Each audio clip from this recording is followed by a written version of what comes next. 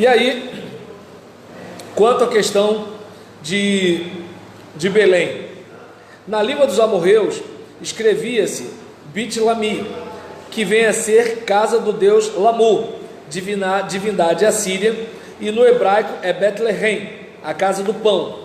No árabe, Beit ou Bait Lam, casa da carne. No grego, Betlehem e Batlim, Josefo grafou Betlehem e a Vulgata Bethlehem. Entre os diversos significados da palavra, a de International Standard Bible Encyclopedia diz que Belém quer dizer casa de Davi, ou possivelmente casa de Lamu. A Bíblia registra 2 lugares com o nome de Belém: a de Zebulon, Josué 19, versículo 15, e a de Judá, Juízes 17, versículo 7, e desta que nós nos ocuparemos. Fica entre 8 e 10 quilômetros a sudoeste de Jerusalém, na estrada que vai de Hebrom a Berseba. A entrada para Belém dá exatamente no sepulcro de Raquel, que fica a 1.500 a 1,5 quilômetros de Belém. Sobre o nível do mar, a cidade está a mais ou menos 750 metros. Fica sobre um alto monte. Pela sua posição geográfica, é uma fortaleza natural. Não existem mananciais de água em Belém. Os mais próximos estão a 800 metros a sudeste da cidade.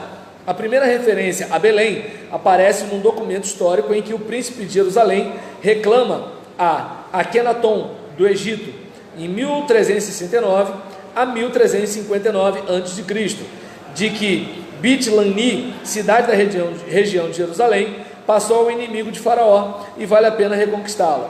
Na Bíblia aparece por vez primeira relacionada com a morte de Raquel, Gênesis 35, 19. Neste texto, em Gênesis 48, versículo 7, diz que Efratá é Belém.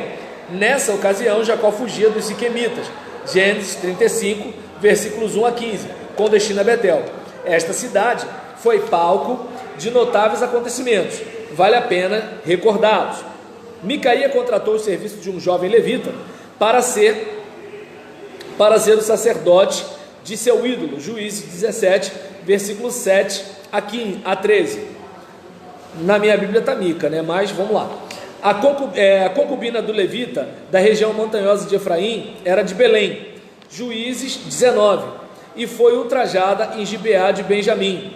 Uma outra questão que era cultural da época, por exemplo, não sei se vocês lembram da passagem em que os mensageiros de Deus se abrigam na casa de Ló, que Ló oferece as filhas virgens para serem violentadas pelos caras, para eles não violentarem os hóspedes. Na nossa cabeça é absurdo, só que aquilo ali tinha a ver com a questão da hospitalidade. Tanto é que isso que acontece aqui, no caso, a gente verifica que os caras, né, eles abusaram da concubina do cara, né? Ele deixou ela lá à mercê deles até que ela morreu, e ele foi, cortou ela em pedacinho para distribuir pelas tribos, para conseguir uma guerra, como assim, ó, esses caras aí fizeram uma loucura. Só que na minha cabeça, ele fez uma loucura, mas dá para perceber a diferença de cultura? Aí é o que eu digo, não dá para a gente pensar com a mente do cara de lá. O que a gente pode fazer é entender a mente do cara de lá, porque se a gente trouxer toda a cultura que está lá, a gente não vai ser cristão. Então essa situação dos anjos lá é perfeitamente normal, né? Do anjo se manifestar? Não, eles ganhar as filhas para eles. Não, a questão assim, por exemplo, o caso, a ideia era o quê? Proteger o hóspede, entendeu? Então, assim, para proteger o hóspede, o que ele fez? Ofereceu a mulher. Então a ideia era o quê? O homem, ele era visto como algo principal, tanto que você não vê, não cobiçarás o homem da tua próxima. E a gente sabe que isso no século XXI é uma possibilidade, entendeu? Agora, por exemplo, naquele contexto, não. Você não vai cobiçar a mulher do próximo, não vai cobiçar o bem do próximo, não vai cobiçar nada do próximo. Entende? Então, tanto que é que o próprio Jesus, cavaleiro do céu, olha aí. Então, o que acontece? O que ele fala? Aquele homem que olhar para uma mulher com intenção impura. Jesus não fala vice-versa, porque Jesus está no contexto. Jesus não vai pregar para eles numa mentalidade que eles não entendam. Futurista, né? Gente, não tem como. Eu não sei se dá para perceber que é o seguinte: mais uma vez eu bato na tecla. Vamos lá, numa questão até mesmo de produção de texto. Se você produz um texto para o seu público, tem que ser de um modo que o seu público entenda, porque senão você não escreveu para o seu público. É que nem pregador que fala difícil, né? Termos técnicos da teologia ou da Bíblia, que assim o povo fica boiando. O seminarista se amarra. Caraca, pastor falou imanência, pastor falou transcendência, falou da propedêutica, prolegômenos. Tá, mas aí o povo fica assim, tá, o que eu faço com o câncer que eu estou lutando aqui? Entende? O que eu faço para tirar meu filho das drogas? O que eu faço com esse sempiterno aí? Entende? Então, Augusto é meu vizinho. Então eu não sei se dá para perceber que assim, você não conecta. Então, se Jesus, o verbo, se fez carne e habitou entre nós, ele veio o quê? Se comunicar com aquele pessoal. É como, eu já falei isso, né? Assim, eu fui contar uma anedota na minha pregação lá na igreja, falando sobre carteirada. Aí eu dei uma ilustração, né, de um almirante que liga e um marinheiro atende.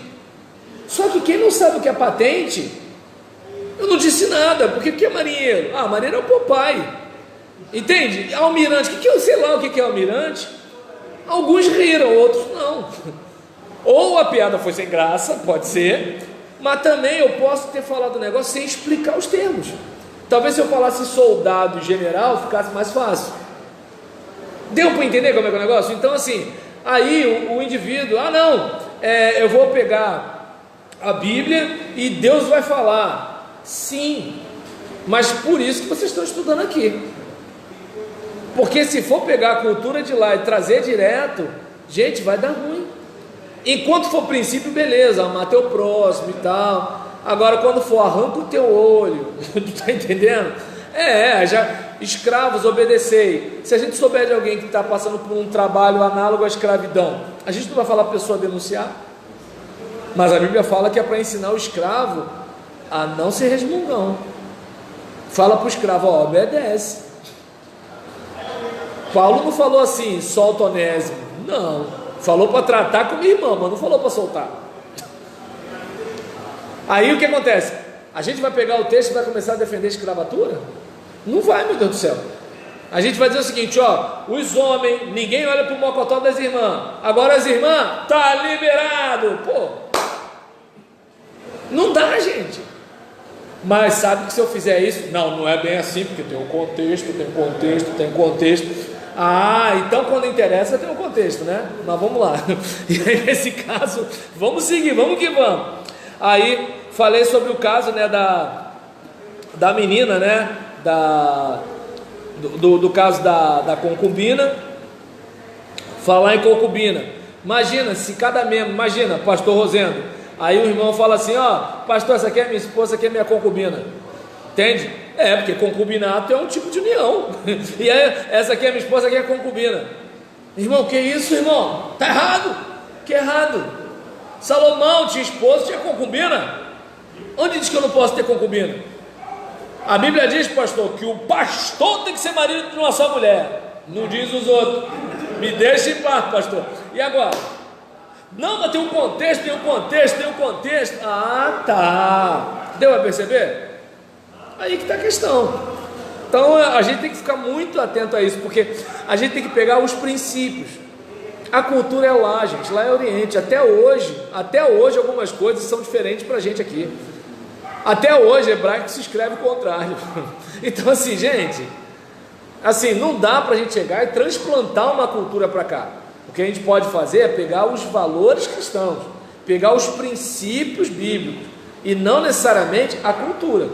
Tem um pessoal aí que está com estrela de Davi, esses negócios todinho, mas gente, assim, nós somos cristãos, entendeu? Não vamos esquecer que Paulo cortou um dobrado até por causa disso. Não vamos botar um jugo judaico na cabeça do povo. Mas Paulo também era homem do seu tempo. A mulher tem que permanecer calada. E agora? Todo mundo concorda com isso? A mulher não pode cortar o cabelo. Todo mundo concorda com isso? E por que não pode cortar? Por causa dos anjos. Que anjo tem a ver com o corte de cabelo de mulher? Qual é, anjo? O que está rolando aí em cima?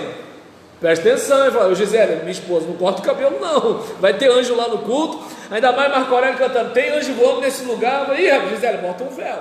Esses caras estão aí, os caras estão aí. Entendeu? Mas o que? A compreensão da época. O judeu entendia que tinha 7 céus. Paulo fala que foi o 3º céu. E a gente, tem quanto céu com a gente? Gente, olha, é por isso que eu estou dizendo, quanto mais a gente vai estudando, mais a gente percebe o quanto precisa estudar, gente. Seguindo aqui, gastei maior tempo aqui, né, gente? Pelo amor de Deus, era para eu ler, para a gente acabar logo esse negócio. Então, falamos da concubina, né? Em Belém, Ruth Moabita se encontrou com Boaz e se casa e recebe um filho cujo nome foi Obed, pai de Jessé, pai de Davi. A gente vê isso lá em Ruth, capítulo 4, versículo 21 a 22. Belém, berço natal de Davi. Primeiro livro de Samuel, capítulo 16, versículo 1 a 14. Davi é ungido rei de Israel. Primeiro livro de Samuel, capítulo 7, 12.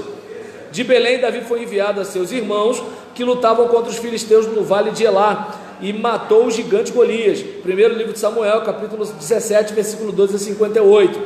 Os valentes de Davi romperam as fileiras da guarnição filisteia e foram ao poço de Belém trazer água para Davi. Segundo livro de Samuel, capítulo 23, versículo 14 a 17. E primeiro livro das Crônicas, capítulo 11, versículo 15 a 17. Belém foi fortificada por Roboão. Segundo livro das Crônicas, 11, 6. Miqueias, capítulo 5, versículo 2, profetizou que o Messias nasceria em Belém. Jesus nasceu em Belém, Mateus 1, versículo 18 a 25. E Lucas, versículos 1 a 7. Visitaram Cristo recém-nascido. Lucas 2, versículos 8 a 20. Os magos do Oriente visitaram o menino Jesus em Belém. Mateus 2, versículos 1 a 12. Matança dos inocentes de Belém por Herodes o Grande. Mateus 2, versículo 13 a 23.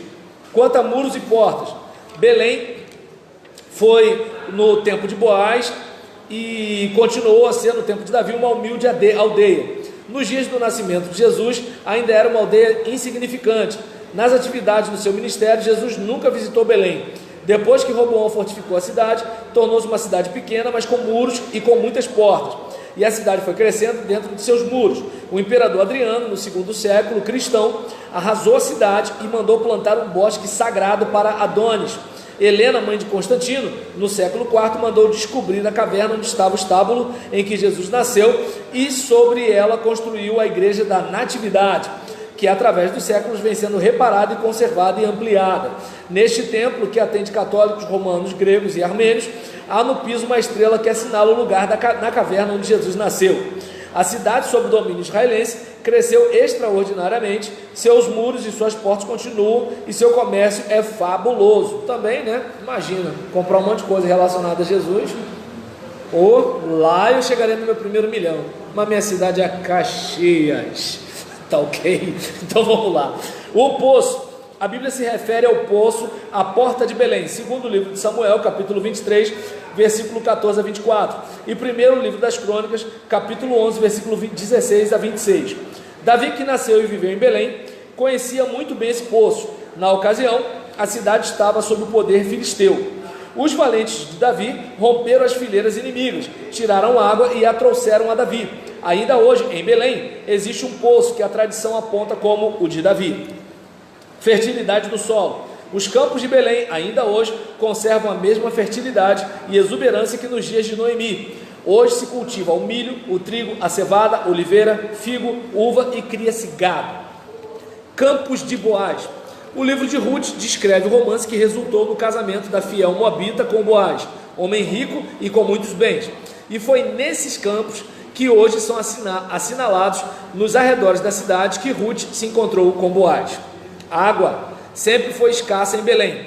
a mais ou menos 5 quilômetros ao sul de Belém, estão as famosas piscinas de Salomão. São 3 superpostas em forma de escada e cavadas na rocha. A maior mede 160 metros de comprimento por 55 de largura e 14 metros de profundidade. Meu Deus! Resistindo os séculos, essas piscinas continuam alimentadas com água de chuva e com as de uma nascente que brota uns 300 metros mais alto. Segundo a tradição, tinha aqui Salomão jardins e hortos. Eclesiastes capítulo 2, versículos 4 a 7. O túmulo de Raquel. Sabemos que Jacó sepultou Raquel em Belém, Gênesis 35, 19. Sabemos também que hoje na entrada de Belém há uma espécie de mesquita, muito bonita e bem cuidada, apontada como sepulcro de Raquel. Resta-nos agora saber se Raquel está sepultada ali. Se não foi o local do sepulcro, foi, por certo, nas imediações. A sepultura é apenas um monumento da grande realidade. Campo dos pastores. A Bíblia diz em Lucas 2, versículo 8 a 20, que havia nos arredores de Belém, fora da cidade, pastores que guardavam seus rebanhos durante as vigílias da noite. Um anjo do Senhor desceu até onde estavam e lhes deu a grande nova do nascimento de Jesus. E ao ouvirem a palavra do anjo, uns aos outros disseram: vamos até Belém e vejamos os acontecimentos que o Senhor nos deu a conhecer. Versículo 15. Isso mostra que havia certa distância entre Belém e o campo onde se achavam, e há aproximadamente 2 quilômetros. E no local desse campo há uma gruta onde os pastores se abrigavam do frio e da chuva e do sol ardente. A igreja romana tem a posse desse campo e nas imediações da gruta construiu um templo. Que horas tem? 8h13? Falta 2 minutos, né? Então, até semana que vem, quando a gente vai falar de Jopé.